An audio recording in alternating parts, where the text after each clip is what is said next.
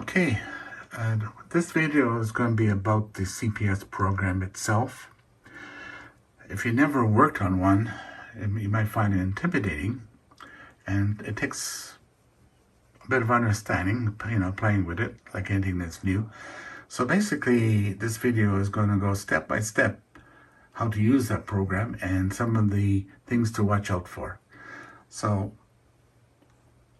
I would appreciate it, especially if it's of interest, to watch right through, because there's a lot of tidbits that are thrown through the whole video. Until then, have a nice day and enjoy the video. Okay, this is the CPS program for the TD-DP738UV. It pretty well does everything almost. There's a couple of things that could use improvements on. And you also have to be careful when you're doing settings. If you scroll over some of this highlighted stuff, it will actually change. So when you swing your mouse over it, you need to be careful. Okay, let's explain the general configuration first. Settings. Radio alias. Originally, it was defaulted DMR. This is your call sign. This is where you would put your call sign. And you can set the squelch level. I have it set as lowest point, and it seems to handle the local noise. And channel voice, I think it's basically allowing you to use the beeps, which will go into another section. So the naming that they sometimes use, you're expecting a literal voice, but it's just referring to beeps. Okay, this is your maximum volume, your maximum gain. You have three levels. And no matter what, even though I put it on max, the audio is clean. Mode select. This is important. If you only have MR selected, you won't have the channel display modes option to scroll through. There's three. So I like to see this information. It gives me everything on the screen for each band. So this is important. Remember, I accidentally turned this off with my scroll button. See what I mean? This is happening with my mouse. Because there was a few times I come back and said, I know I set it. How come it didn't set? Well, I figured it out. You're reading something else and you drag your mouse over it and it slides. So that's something to be careful. Power on.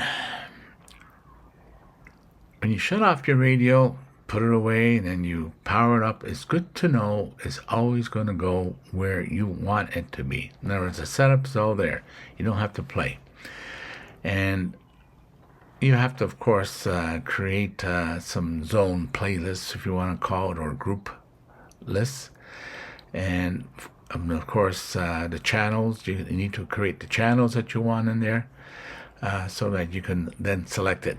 Once you create all that, then it will show up in here. So I got 6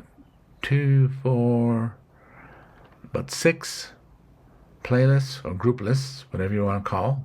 And my first one is home, which basically contains all the local repeaters nearby where I'm able to access.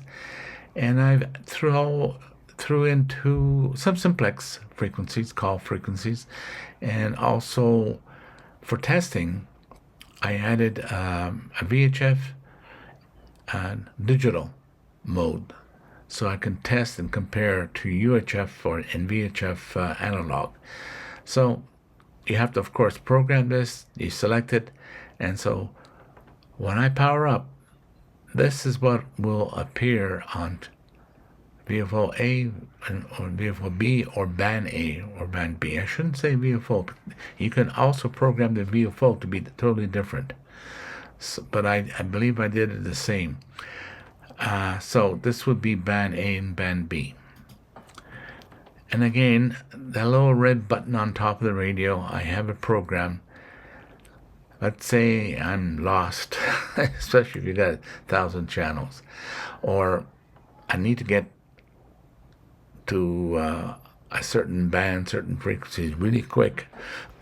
Maybe I'm with a group on simplex. So I hit the little orange button.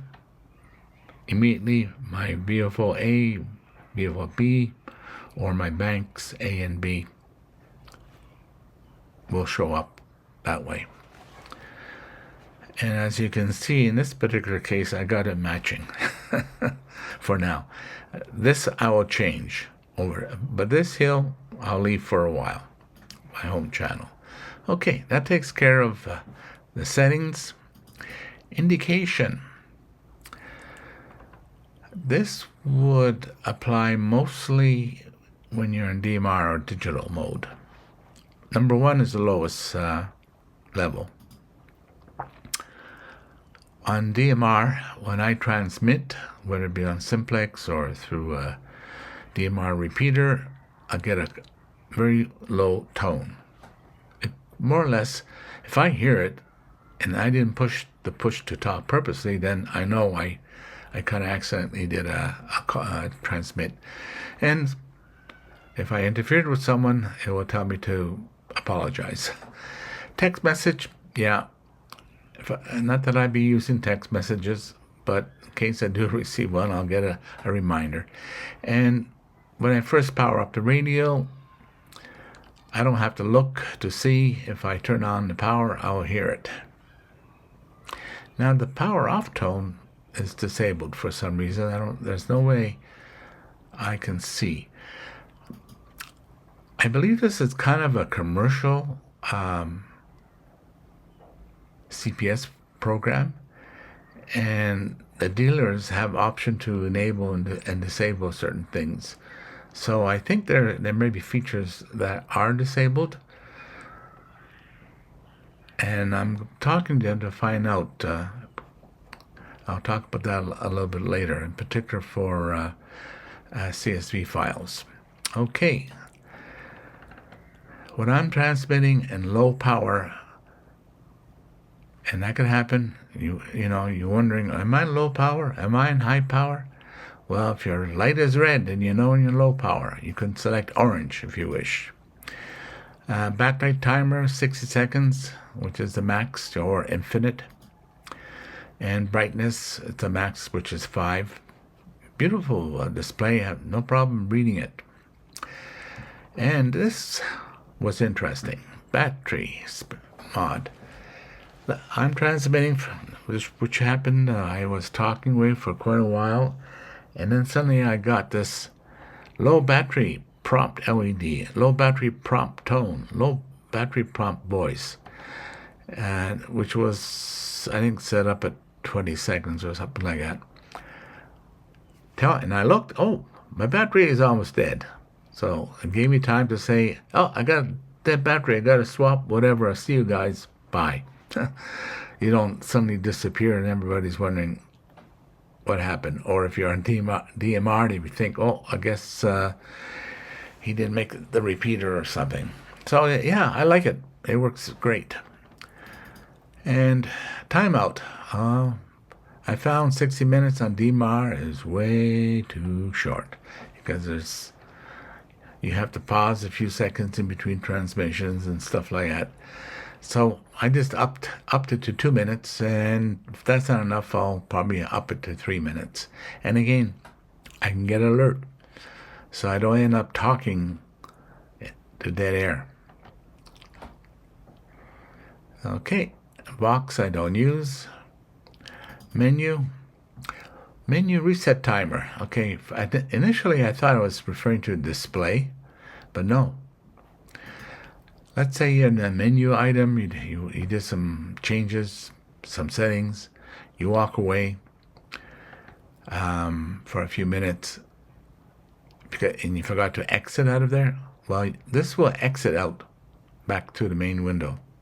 So you make it short enough, depending on how quick you are making changes, it will just exit back to the main window so you can see things, the frequency, who you're talking to, things of that sort. So I like that. That's nice. Buttons. I like this too. That little orange button, when I do a short press, it takes me to that home channel setup that I wanted. If I do a long press, I think default is 2 seconds. I upped it to 2.5 seconds. I have the FM radio.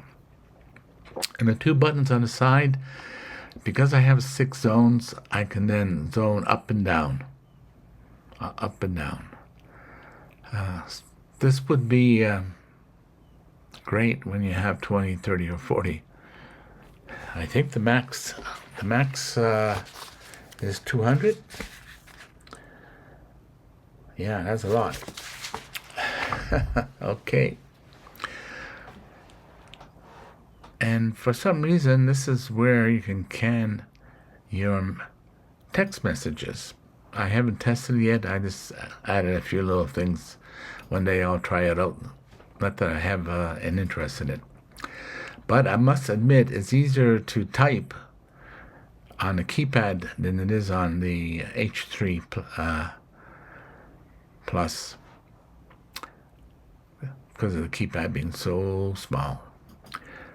Okay, that takes care of this. Okay, we will go to the next configuration. It's called zones. You can call it groups, playlists, because each group or playlist you can add whatever frequencies you want. Let me just select that, get out of the previous one. There you go. So all the channels that you have already programmed, you can move over and you can do it in whatever order you want. This particular one I have here is all the local repeaters in my area that can generally work. And of course, I haven't even started because I have groups for other parts of the province. But for testing, this was great. It works. I don't need as many with a handheld because I have other radios when I'm mobile or portable. So it's always best is to put in what you need for your handheld, for now anyways. And of course, we're camping, RV, weather report. And if I want to listen to it, I can select one of these weather channels that are available. I have one there is for Calgary, the other one's for Red Deer. I haven't determined where the other one's yet, but as I do, I will name them. Okay. Now, I'm sure like most hams, you work on antennas, you're matching, and especially on VHF, UHF. It's especially on UHF, it's such a wide band, and you want to see what the SWR across the whole band. Well, I don't have to enter it in the VFO. I just scroll through the memory and do a test as I go along. So that's why I have that. So this playlist or group list is a local DMR repeater, and these contain what I call contacts. Contacts is where you create a record or information, what the group ID is. You need to know the time slot. You need to know the color code for the repeater. Which is why, if you notice these little numbers, it reminds me, okay, slot 2, color code 6. And in some other areas, before that, I even have the group number. There's a limitation, I think 16 characters for a channel. But After a while, I probably won't need it. But for now, I don't have to keep looking up a piece of paper or something like that. And I just recently created this for the fun of it. To illustrate a point, these are the MERS and the GMRS and the FRS services. They have wattage specs like 2 watts is the max. If you're using a legit radio for your country, you can then set it to 2 watts and lock it in. And you could also set it that you cannot transmit, or you can set it where you do allow it to transmit only when the channel is clear, so you don't accidentally transmit over someone else. So it's a nice feature. I have it set up for no transmit. This way I don't accidentally do it, and I can kind of monitor my kids and grandkids when they're camping and so forth. And the radio that they'll have, they can't transmit on the ham bands, but I can transmit and say, hey, guys, come back, time for supper. Just throwing you a couple of ideas. It is handy. And for experimental purposes, I created a private group. These will change after I'm finished playing with it. So that's what this zone is all about. Groups, playlists, and all those channels that you program, you can move across or remove, and you can resort them in order. So at least that's great. Okay, that takes care of this portion. Channels. I can open this up. As you can see, you can put in 1,000 memory or channels in here. Unfortunately, it has only one channel folder. I have not yet figured out how to duplicate it. Again, I'm going to be finding out, because this is an app that has a lot of features locked out or not even visible.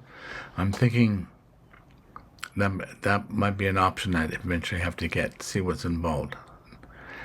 On handheld, it's unlikely that you'll be using 1,000 channels, maybe a few hundred. It depends on how much traveling you do. So, this is where you create a channel. At the bottom, there's a plus sign. Okay, let me just scroll down to the bottom. Okay. I want to create a new channel. Hit a plus sign. I double click on it, and there I have the option of digital or analog. This is where I can rename it. They got a limit of about 16 characters. You can type in the frequency in megahertz, and then you can click this little arrow and it will match. And if it's an offset, then you just add 5 megahertz or 0.600, depending which band you're on. And again, wide band or narrow band, you will select that. And if you want this particular frequency in your scan list that you've created, like in your home, you select it, it'll do it for you. Or you can add it later on. When you open that scan list, you can go on the side and scroll down and move over whatever is missing. Power level, yeah. If you're going to be talking nearby, save on the battery, select low. Or you're not sure, it's kind of iffy, then middle, whichever. By default, I think most of it is high. And you can set it up that it's channel free, and you only will transmit if there's no activity on the channel, or always allow, which means you can break in. And this is where you click receive only, this will not allow the radio to transmit, only receive. And if it's digital, or not digital but analog, then this is where you can set your CDS, your tones and squelch and stuff like that. And you have a pop-down list. Now, let me just open one off. You have a pop-down list like this. Okay. Now, being digital, this digital side opens up. And again, this is where you need to put the right time slot in. If you don't have the right time slot, you won't make a contact. You have 2 slots, 1 or 2. I think this has to do with slot 2 would allow you to have 2 conversations going on at the same time. The audio will be a bit narrow, but yeah, I think that's the way that works. Color code. You have 15 color codes. Basically, think of it as 15 PL tones. So if you got the wrong PL tones, you won't hear nothing. And contact. You have to create a contact record. I believe you're allowed up to 500. And you go on a DMR site, internet, whatever, if you're looking for a particular group, or you have a repeater that you can connect to with your handheld. You go to the QRZ site, and they usually will list all the top groups that they have as static, as dynamic, and then you could create in your contact. You would need the group ID. I like to put in the group ID in my contact. This one is group 30271. And when you're using other networks, you may end up having to put another 2, 3, or 4 digits ahead. I believe 302 is Brymeister, I think, yeah. But anyways, and then of course, it's telling me I need slot 1. And because I know the repeater so well, I know it's going to be color code 6. So that's basically it. And that's how you have to create it, bit by bit. It'd be nice if there was an option to import this stuff, but at this very moment, I'm not sure.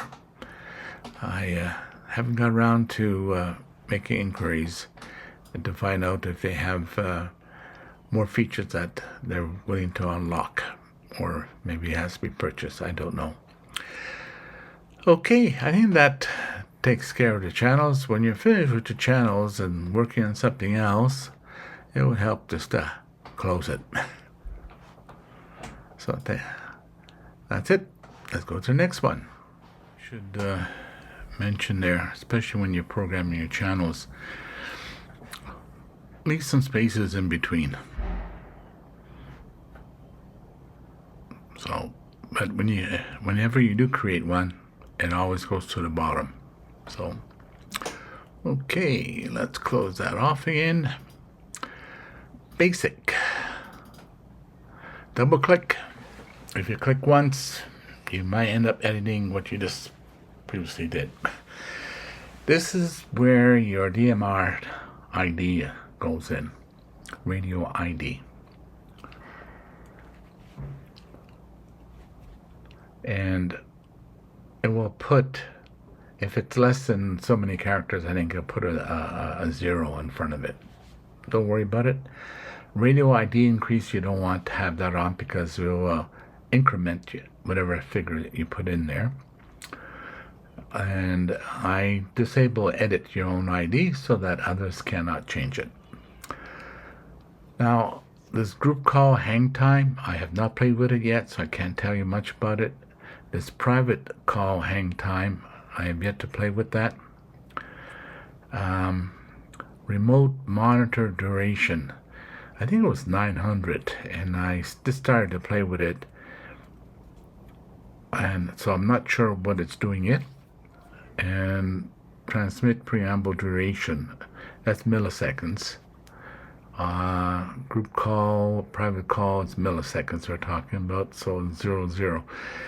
So I'm thinking it will respond quicker, but I could be wrong.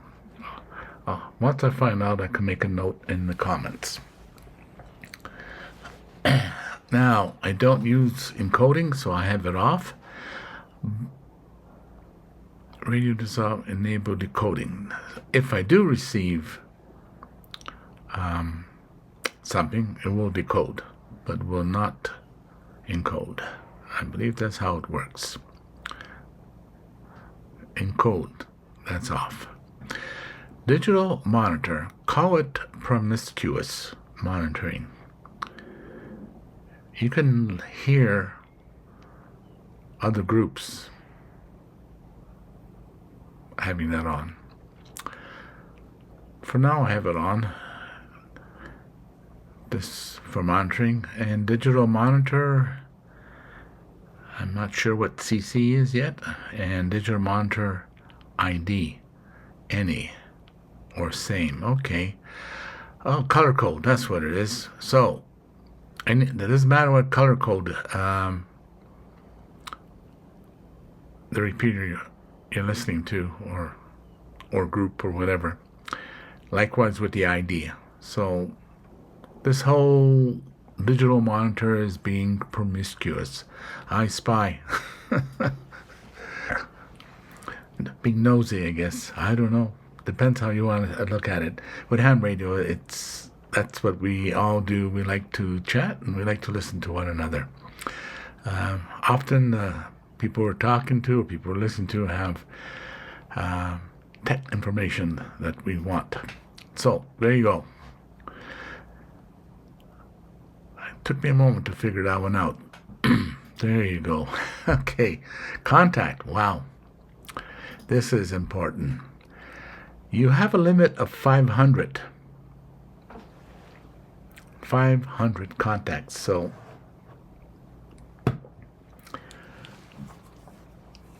and when you create a contact record, like for example some of the call signs, then you'll see their name and their call sign along with their ID. But to see all the rest, I think you need somehow import a CSV file, which I did. I imported all of the users in, I think, Canada or North America, I'm not sure now. And I did look at it, so once I figure out how to bring this in, I'll definitely will do that and create my own like I usually do. So that's what this is all about. And again, this is the caller ID. You need to look up that information, check your local repeater, or QRZ, the repeater that you're interested in, or groups. So basically I got BC, British Columbia, one for Alberta, Manitoba, Saskatchewan. I have two repeaters, local repeaters, DMR. And this one I like. I can talk to D-Star using this repeater. I am a D-Star user more. DMR is just a side thing. And I thought I'd learn about it by getting a radio that has it. And I got this one not knowing anything about the DMR, but what I liked, what I saw, I felt it's going to be as good as my Tidradio H8 third edition or third generation. Yeah, it is. And I love the speaker quality on this. I am impressed. It's great for monitoring and listening. So that alone is worth it. Now, and these are Quadnets Brandmeister parrots. What is a parrot? I like the Brandmeister because it's private, so you're less likely to be interfering with anyone else. You key up, you start talking, And then you let go, wait a little while, and your recording your voice will come in. I find it great for testing my signal strength because I'm using a handheld inside a house. There are places where it's not as good as it is in the other, and propagations do change. So it's a great tool for that. And I haven't yet tested the private call. I was going to get Andy Murray to test it, see how it works. So can't tell you too much about it yet. It's still new for me. Quick text. Funny. It's the same as in the other window. I don't know why it's in two places, but it's there. And encrypt, well, default, I guess, is 0001. So I'm assuming there's 9,999 key values. Which means a person could, if they wanted to, get in by chance. Again, ham radio, you don't use encryption. Now, that ends the DMR services. Okay, I should also mention, I remember when I was first using this, if you notice all on top these little tabs, I think I had the whole length filled. Never using the little close button at the bottom. And I couldn't edit no more. Just stopped. And I think I figured it out. It just ran out of memory or something. So, close. You can close as you finish with it, or every once in a while, go through, close it. Okay, let's go to the group list. Okay, the group list is quite important.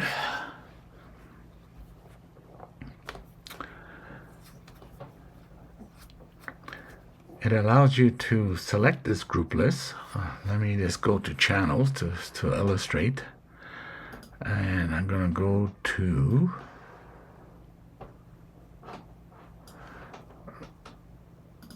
DRO. Receive group list. There you go.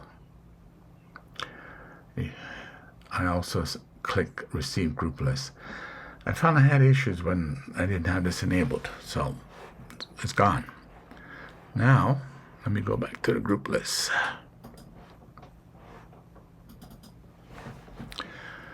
So these are all the contacts, and the alias, as they call it, because it's linked to one contact. You know, the ones I mentioned: Alberta, British Columbia, Manitoba, Saskatchewan, and the D-Star. You would put this across. This one's not across because it's for another repeater, so it would not work. So no use putting it in. Okay, and again, I created one little group just for testing, private, to see how it works, doesn't work. I'm not finished playing with this area, so we can close this off. Now, scan. This is interesting.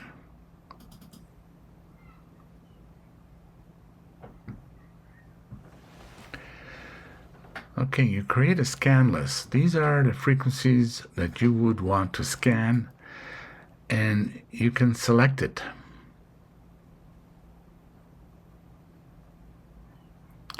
Like, for example, I have this one's called home.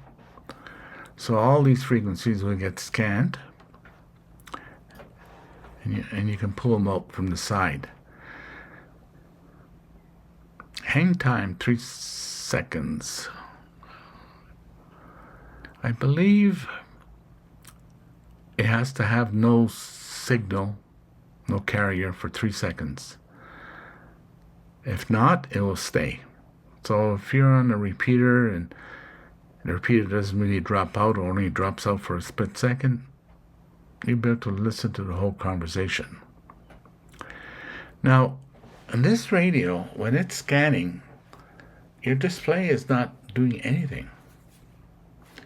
You do have, in the menu, you will see a little scanning icon. That's when the menu is active or visible.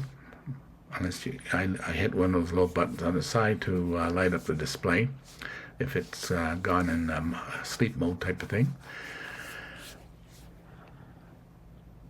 But I have the low LED pulsating, so it tells me it's scanning without having to look at the menu. Now, last active channel, I like that. It's scanning away. If it comes across the channel, we'll say 85, 146.850. You'll see this, the display light comes on automatically. If it's dimmed or black, it comes on, will stay there until it drops, but it will not change the frequency that it's stopped at. It will stay there, and it won't change until another scan is detected, and it will stop there. So the last active channel will always stay there. I love it. In fact, while I was creating this video, I heard a DMR station come on, so my handheld in the other room. So I just walked over, picked it up. Sure enough, I was monitoring the local group, and I had an Alberta group show up. Apparently, because a lot of people are scanning multiple groups, there is a courtesy that was suggested. When I make a call, I would say, whoever I'm calling or just monitoring, and I say I'm a local group or I'm an Alberta group. So, because quite often when they go to their radio, the scanning has continued. It doesn't stop like this one does, last active channel. So I really like that. Selected and designed channel. Selected, I think, basically where you start, it will stay there and go back or something like that. I'm not sure. I haven't played with it. Main reason is because I love the way this one works. Last active channel. So, and you can scan the tones, talkback. I have not dealt with talkback yet. Right now I just got it all on. Priority scan channel I have off, and any coded channels, yeah, it will scan those. I guess you could exempt these.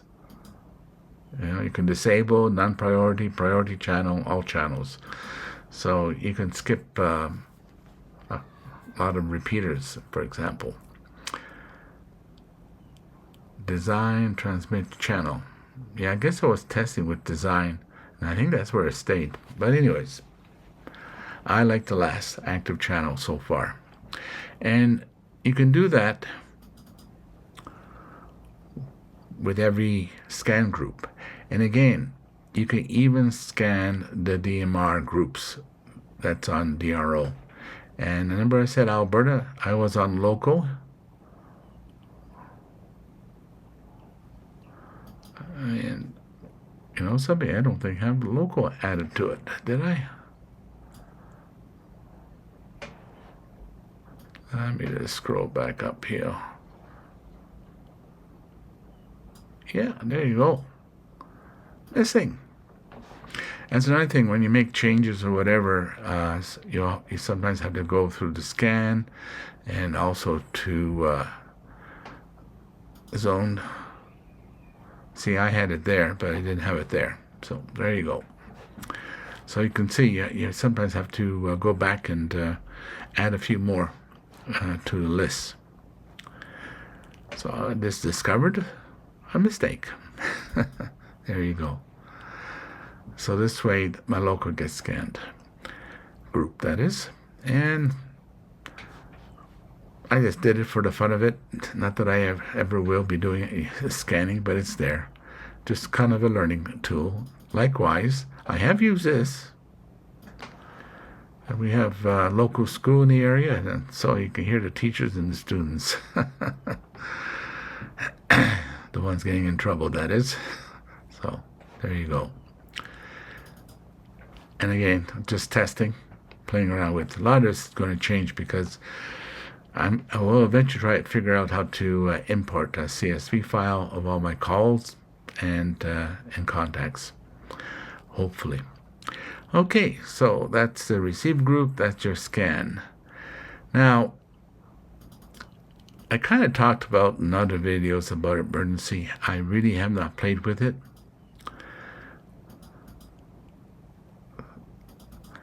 I don't see right now a need for it. I'm not in no emergency service, so it's unimportant. FM radio, yeah. These are the FM radio stations in my area.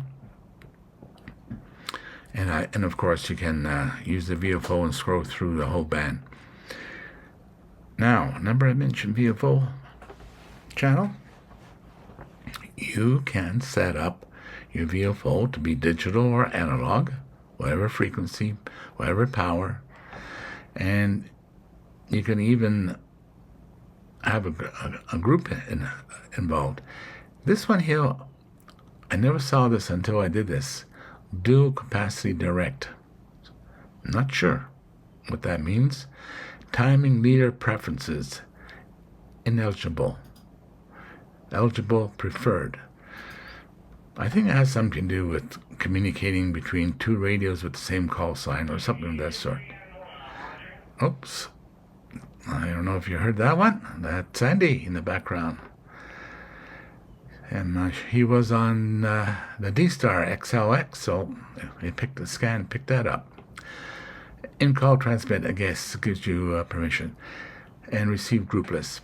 By default, I do that, but whether you need it or not, I don't know yet. And then for VFO B, I have the UHF side, same thing. Attachments, it looks like it has to do with GPS. I have not taken the radio out or played with GPS, time zone. It looks like the update time is locked out. It will auto-report times, so you have no control or not. So again, this is a commercial, and they're locked out. How to get this unlocked, I'll have to find out. Hopefully there's a menu item that's also invisible, locked out. Again, I haven't played with that, as we do. I know I'm running out of time here. It's long enough. So the purpose of this video, of course, was just to expose you how to use this particular program for the TD-DP738UV radio. It's a CPS program, I guess is what you want to call it. And as you can see, it does most of it, and I think there's only a couple of items where you can't do it on the radio itself. I just can't recall offhand, but not critical. So basically, you could do it all manually on the phone, on a radio if you want to. Again, I'm enjoying this radio. I have crossed out the H8 3rd gen off my list. I have two Gen 2 and one Gen 3. Nope, I will not be getting any more of those because this one is better. I'm sure there's DMR radios that might be better, but I have nothing to compare with. But maybe anyone that's familiar, they can figure out what's missing or what's needed. The only thing I could think of right now is a way to import CSV files, both for your channels and for your contacts. And I know right now it's limited to 500, so I think for most people 500 is enough. But I know there's others who are heavy into DMR, they want the whole world. I know on the ICOM it's limited to 3,000-4,000. You know, you just too many. Okay, so basically you edit the ones you want and fit it in. So you have their name and call sign when you're talking to them. Again, it'd be appreciated if thumbs up would be nice. At least subscribe, or both. And have a nice day. Until next time. Oops, I forgot one more thing. I wanted to mention that I'm using UTM on my MacBook Pro Pro 4 chip, M4 Pro chip. Unfortunately, it's Windows 11, and it won't accept the legacy drivers. I don't know how this will get fixed. I'm sure anyone who has a Windows 11 and they're able to install the drivers, let me know. For now, I only can use the Windows 10 on my old 2014 MacBook Pro. So, yeah, let me know. I consider Windows 11 as anti-ham operating system. Have a nice day. There. I quit UTM. Back to my desktop. If you haven't done so, it would be appreciated. Please subscribe. And thank you for watching. Have a nice day.